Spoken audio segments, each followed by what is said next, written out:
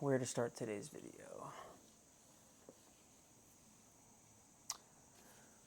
Well, it's fucked. Hey guys, thanks for tuning in. I'll make this quick because it's bad news, unfortunately. The Viggen is not doing too well, as I've discovered. I've been fighting random oil loss, thinking that it was my turbo, thinking that maybe it was my freshly rebuilt engine. And by freshly, I mean now 15,000 miles post-rebuild. Thinking that maybe these were my issues after taking apart all the pipes coming in and out of the intercooler, checking the throttle. There's no oil on anything. I took the downpipe off because I was getting a Bank 102 sensor code, thinking that, oh, maybe this bad boy is throwing oil. It's the turbo, this brand new Mitsubishi TDO 420T turbo, thinking that, oh, maybe it's this guy. Maybe it's sucking in oil and just right through the exhaust. Well, the exhaust was black as all hell, but no oil. O2 sensor clean, no shaft play, in and out, up or down, no clean as a whistle inside that turbo on both sides.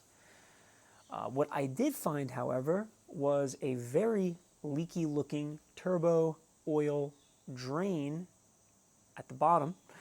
I went ahead and took the drain off because I had all the intercooler piping out, which was a bitch of a job to do because there's no room to work because, hey, I decided to keep factory AC that still doesn't work. So cool, limited space and, you know, shit still doesn't work. Go figure. Anyway, it's not what this is about. Although it's partial therapy, so I guess this is what it's a little bit about. But any which way, took that gasket apart. It was disgusting. It took 2 hours just to chip it all away. It was like half glued onto the turbo from the heat. I put a fresh gasket on there, even put a little bit of anaerobic sealant around the inside and edges so it would get a really nice seal and hopefully protect that gasket a little bit more from the high heat off of this much bigger turbo. Replaced the clamps leading from the hose to the oil pan and thought, okay, well, you know what? That's one of the oil leaks solved, potentially. Maybe under high load, it's just pissing out of that lower drain. I figured, hey, let's also tackle this oil leak from the plug that sits on the side of these heads. On the automatic version, it's for the distributor. On the manual version, it's just a blank plug. I said, let's go ahead, take the valve cover off. Let's see what's going on in there. Enough procrastinating. Boy, I should have done that sooner because what I found really broke my heart. I'm going to show you in just a moment. So, as it turns out, the two security T40s that hold these in place, well, let me rephrase that. Let's just say the two bolts. They're a T40 with a security head, so it's the one with that little circle on the inside cut out, so it sits in only one way, not a regular Torx. They were hand loose. How? I don't know. I usually run through everything. I know I did on this block and on the motor after getting everything back from the machine shop. I checked everything. Everything was tight. How it got loose again, I don't know, but it explained why this thing I could never get to stop leaking. So, cool. I tightened this back up, but then I said, you know, something doesn't look right. And what I ended up finding was that the oil supply bolt, which is one of these guys, and it's an oil supply bolt if you're not familiar because it has a little cutout on the inside. And that's what it looks like. These sit on, I hope that autofocus is back out if I need to wave hello. So these bolts sit on the inside of the camshafts and lubricate the journals as everything turns. As it turns out, this oil supply bolt was loose.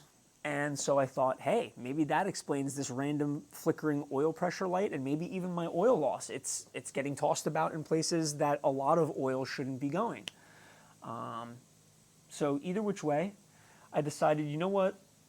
Let's take the cam baffle off, which is this piece. This motor's a little bit different. If you have a standard T7, you'll have, there's no cam baffle like this on the car. Instead, you'll have a plate on the inside of your valve cover that throws the oil back onto the chain and recirculates any extra back into the PCV system, into the breathers back there. but I've since deleted that, and I'm running a cam baffle by GH Works. Really cool dude, makes a lot of cool custom Saab parts. I encourage you check him out. I'm going to be putting in his exhaust manifold gasket since I have to take this all apart now, and again, I'm getting to why. Long story short, I found scoring on the inside of the camshaft journals. Pretty bad news.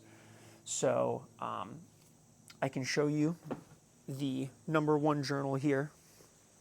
Here's what it looks like. And pay no mind to just the oil that's left over. That's not discoloration, but you can clearly see the wear and the reflection. And we're lucky because it's cloudy. It was really sunny before and it was reflecting as all hell. But you can see this is where it's not making as much contact. And in here you can see where it's rubbing a lot. And on top of that, you can see it's clearly scored. I can feel it with my fingernail. And I'm going to bring you guys over to the car so you can see the scoring on the inside of the journal, and just forgive me for a moment as I play with my tripod. But there's that cam journal, and I'm gonna put my fingernail here. You can see that my finger is getting stuck.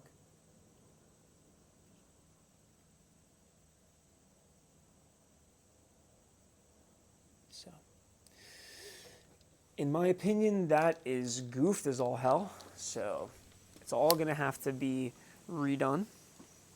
At the minimum, the head's going to have to come out, and at the minimum, the cams are going to have to be taken out. I'm definitely not going to reuse this head at this point because, you know, I bought it with 186,000 miles, completely exploded. It was a disaster in there, and we rebuilt everything with all forged internals. These are 91 millimeters, so it's double overbore pistons, forged rods. A lot of work, to say the least.